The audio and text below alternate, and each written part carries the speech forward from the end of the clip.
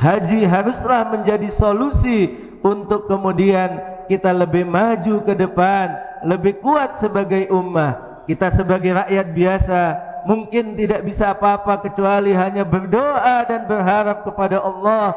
Allah Subhanahu wa taala membuka hati-hati mereka yang punya otoritas untuk kemudian melakukan hal-hal yang terbaik untuk umat Islam ini. Begitu juga mungkin mereka yang duduk di pos-pos tertentu seperti majelis ulama atau mereka yang berada di jajaran pemerintahan yang bisa menyuarakan kepada masyarakat dunia dan berbagai pimpinan di dunia untuk melakukan hal-hal yang bermanfaat untuk umat, untuk kaum muslimin, dan bisa untuk memerdekakan saudara-saudara kita yang masih tertindas dan terjajah di Palestina.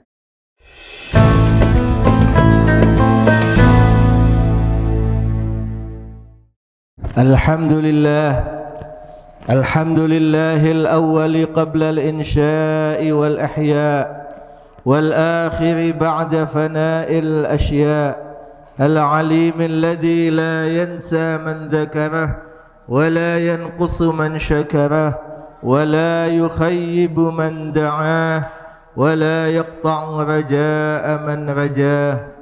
أشهد أن لا إله إلا الله وحده لا شريك له وأشهد أن سيدنا محمدا عبده ورسوله خير من أرسله بالهدى ودين الحق ليظهره على الدين كله وكفى بالله شهيدا. اللهم فصل وسلم وبارك على سيدنا محمد وعلى أهل بيته الطيبين الطاهرين وأصحابه الميامين المنتجبين ومن تبعهم بإحسان إلى قيام يوم الدين.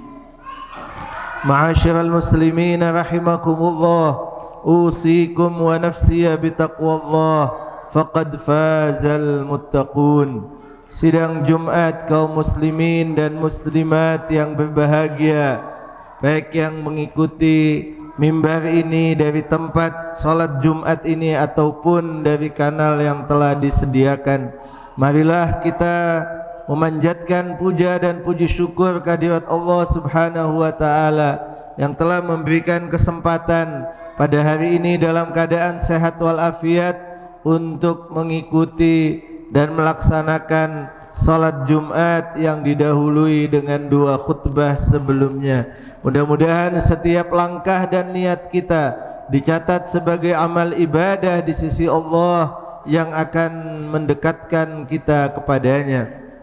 Salawat dan salam selalu kita haturkan ke habibaan tercinta Nabi besar Muhammad sallallahu alaihi wasallam, keluarga suci beliau serta sahabat dan pengikut setia beliau sampai akhir zaman yang mudah-mudahan kita semua tergolong di dalamnya. Ma'asyiral muslimin rahimakumullah, sebagai sebuah kewajiban khatib mengingatkan diri sendiri dan seluruh yang hadir dan mendengar mimbar ini, marilah kita selalu meningkatkan iman dan takwa kita kepada Allah Subhanahu wa taala. Marilah kita penuhi panggilan Allah di dalam Al-Qur'an, ya ayyuhalladzina amanu taqullaha haqqa tuqatih wa la tamutunna illa wa antum muslimun. Wahai orang yang beriman, bertakwalah kalian kepada Allah dengan sebenar-benar takwa, dan janganlah kalian mati meninggalkan dunia ini kecuali dalam keadaan Islam, dalam keadaan berserah diri secara total kepada Allah Subhanahu wa taala. Ma'asyiral muslimin rahimakumullah, kita berada di akhir atau ujung bulan Dzulqa'dah yang sebentar lagi kita akan memasuki bulan Dzulhijjah atau yang disebut dengan bulan haji. Dan hari-hari ini saudara-saudara kita yang diberikan kemampuan oleh Allah Subhanahu wa taala untuk melaksanakan kewajiban, salah satu kewajiban di dalam Islam, yaitu melaksanakan ibadah haji bagi yang mampu. Sebagian saudara kita telah berangkat, sebagian saudara kita telah memulai beberapa ritual umrah dan hajinya. Haji adalah sebagai salah satu ibadah khusus yang tidak bisa dilakukan kecuali di tempat yang telah ditentukan oleh Allah Subhanahu wa taala, yaitu Masjidil Haram, Arafah, Mina dan Muzdalifah. Haji dengan kekhususannya itu tentu memiliki berbagai dimensi yang harus kita pelajari, khususnya mereka yang melakukan ibadah haji. Haji adalah tentu tidaklah sama dengan ibadah-ibadah lainnya. Haji pasti memiliki manfaat yang cukup besar, baik dalam kehidupan dunia ataupun dalam kehidupan akhirat, baik dalam kehidupan personal ataupun dalam kehidupan komunal sebagai sebuah umat. Karena itu Allah Subhanahu wa taala di dalam surat Al-Maidah ayat 97 berfirman berkenaan dengan Ka'bah yang berhubungan juga dengan ritual ibadah haji. Allah Subhanahu wa taala berfirman, a'udzubillahi minasyaitonir rajim, ja'alallahu al-ka'batal baital harama qiyaman lin-nasi wasyahral harama wal hadiya wal qala'id dzalika lita'lamu anna Allah ya'lamu ma fis samawati wa ma fil ard wa anna Allah bikulli syai'in alim. Allah telah menjadikan Ka'bah Baitul Haram sebagai sesuatu pengayom, sebagai sesuatu yang akan bermanfaat untuk manusia. Begitu juga bulan haram, begitu juga binatang kurban yang telah disiapkan. Semua itu supaya kalian mengetahui bahwa Allah Maha mengetahui apa yang terjadi di langit dan di bumi, dan sungguh Allah mengetahui atas segala sesuatu.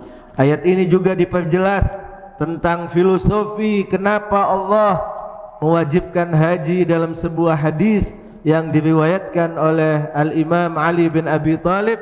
Beliau mengatakan wal hajja taqwiyatan lid-din. Setelah beliau menyebutkan beberapa filosofi ibadah lainnya, beliau menyebutkan bahwa haji disyariatkan dalam rangka menguatkan agama, dalam rangka penguatan atas agama. Seperti yang tadi saya sampaikan bahwa ibadah secara umum pasti memiliki manfaat kepada personal ataupun kepada sebuah umat, kita sebagai umat. Maka haji pastilah bermanfaat bagi mereka yang melaksanakannya dan merenungi apa yang dilakukan dalam berbagai ritual ibadah haji akan bermanfaat untuk menguatkan keagamaannya, menguatkan loyalitas dia sebagai seorang yang beragama. Orang yang datang ke tempat-tempat suci menyaksikan langsung Baitullahil Haram, menyaksikan juga situs-situs bersejarah yang berhubungan dengan Islam, berhubungan dengan Nabi kita Muhammad sallallahu alaihi wasallam, baik di Mekah ataupun di Madinah, maka tentu keimanannya kepada kebenaran Islam yang fakta, sesuai dengan fakta dan faktual, masih tersisa situs-situs bersejarahnya, maka dia akan lebih kuat keimanannya. Kalau selama ini dia hanya membaca dalam tulisan, kalau hanya selama ini dia mendengar dari berbagai khutbah dan ceramah tentang Nabi, kehidupan Nabi, situs-situs sejarah peninggalan Nabi, rumah Nabi, pusara Nabi, begitu juga Makkah, Ka'bah dan hal-hal lainnya, namun dengan mata kepala sendiri ketika menyaksikan tempat-tempat situs sejarah yang berhubungan dengan Nabi itu, yang pasti juga berhubungan dengan Islam, akan menguatkan keimanan setiap kita. Karena itu disebutkan bahwa haji adalah menguatkan agama seseorang. Dan tentu begitu juga ritual-ritual ibadah yang dilakukan dalam ibadah haji, jika direnungi maka akan menjadikan kita sebagai hamba yang lebih paham tentang agama ini, hamba yang lebih kuat untuk taat kepada Allah, untuk hanya menyembah Allah sebagai simbol tauhid kita.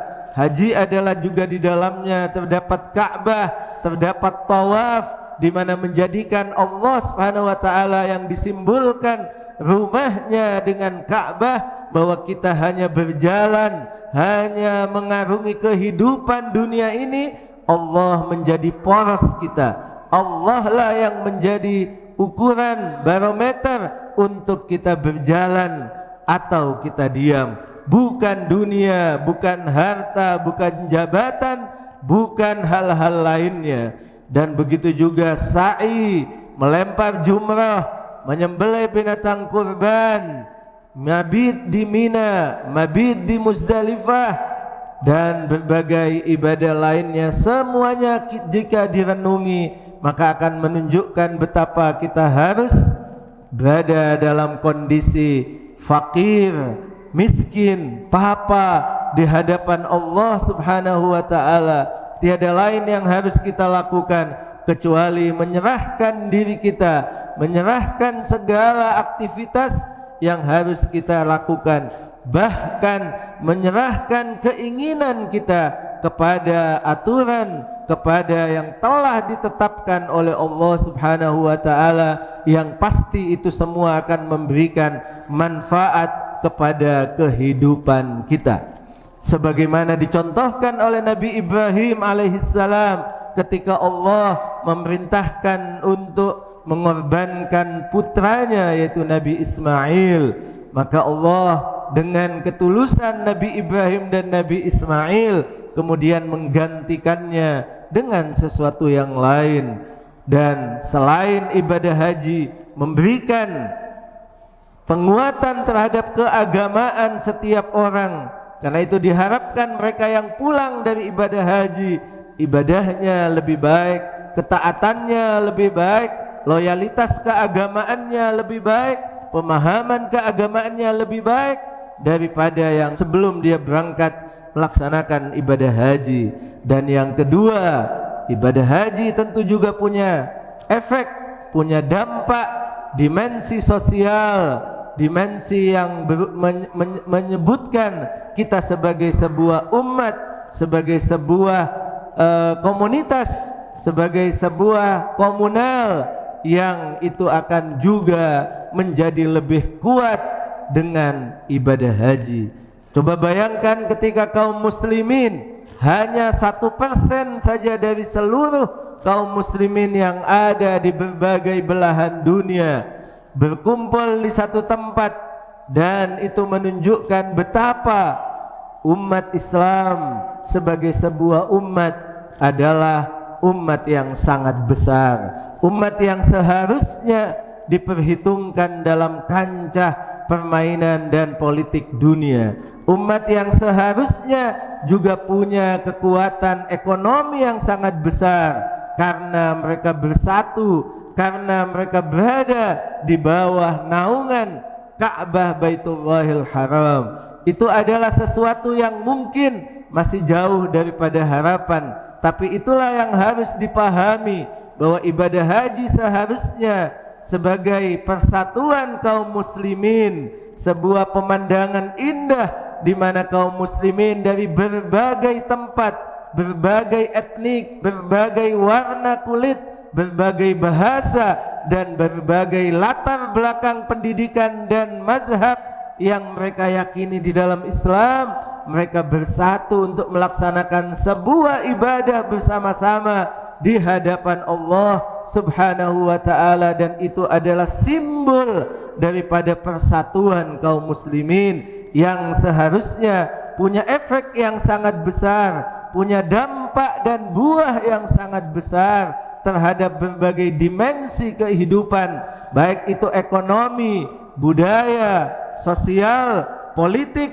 dan hal yang lainnya. Jika secara ekonomi masing-masing mereka yang melaksanakan ibadah haji kemudian saling mengenal dan satu dengan yang lain bisa bekerja sama untuk menguatkan ekonomi umat, ekonomi bangsa di berbagai tempat, ekonomi umat Islam di berbagai negara, maka betapa kita bisa menyaksikan hasil yang sangat besar yang bisa diperoleh. Betapa jika masing-masing negara, masing-masing umat Islam yang datang dari berbagai negara untuk kemudian bersatu secara politik untuk kemudian menghadapi musuh-musuh Islam, maka tentu itu akan juga menghasilkan sebuah kekuatan besar. Sekali lagi boleh jadi ini adalah masih berupa harapan-harapan kita, karena kenyataannya kita saksikan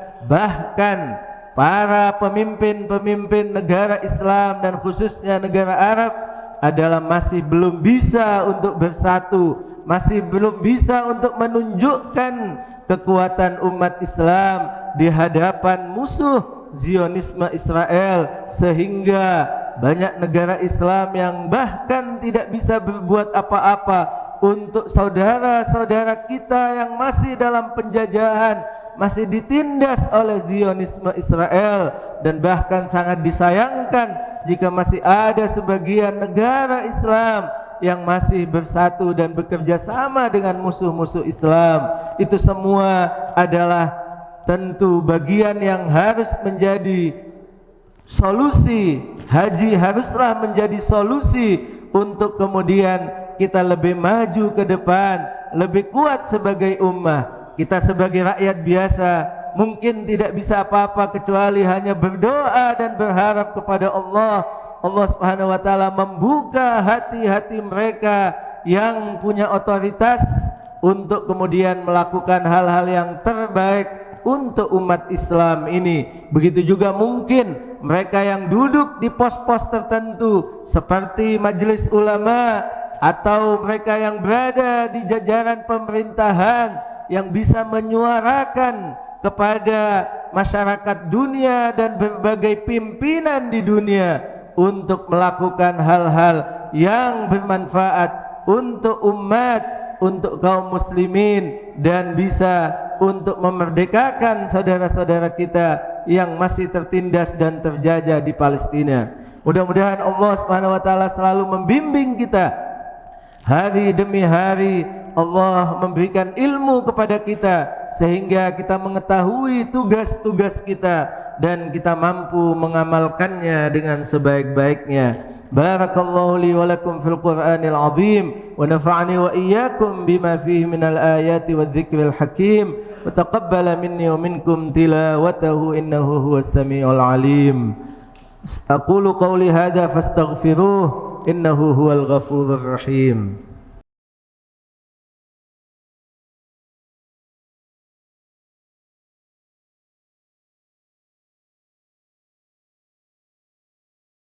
Alhamdulillahi Rabbil Alamin. Wa usalli wa usallimu ala habibi Rabbil Alamin, Sayyidina wa Nabiyyina wa syafi'i dhunubina Abil Qasim al-Mustafa Muhammad wa ala ahli baitihi at-tayyibin at-tahirin wa ashabihi al-mayamin al-muntajabin wa man tabi'ahum bi ihsanin ila qiyami yaumiddin. Ma'asyiral muslimin rahimakumullah, usikum wa nafsiya bitaqwallah faqad fazal muttaqun. Ashhadu an la ilaha illallah wahdahu la syarika lah wa ashhadu anna sayyidana Muhammadan abduhu wa rasuluh. Sidang Jumat yang berbahagia, pada khutbah yang kedua kembali kami memuja dan memuji Allah atas segala nikmat dan karunia-Nya. Kembali kami bersalawat dan bersalam ke habibaan tercinta Nabi besar Muhammad sallallahu alaihi wasallam, keluarga suci beliau serta sahabat dan pengikut setia beliau sampai akhir zaman.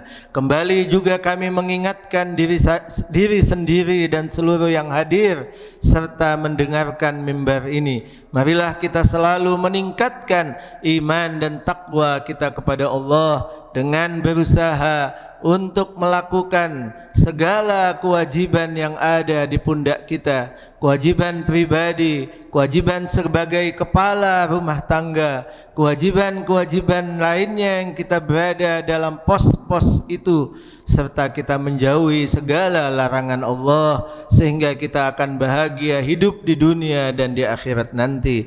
Dan juga tak lupa kami memesankan kembali, marilah kita selalu mempererat persatuan di antara kita.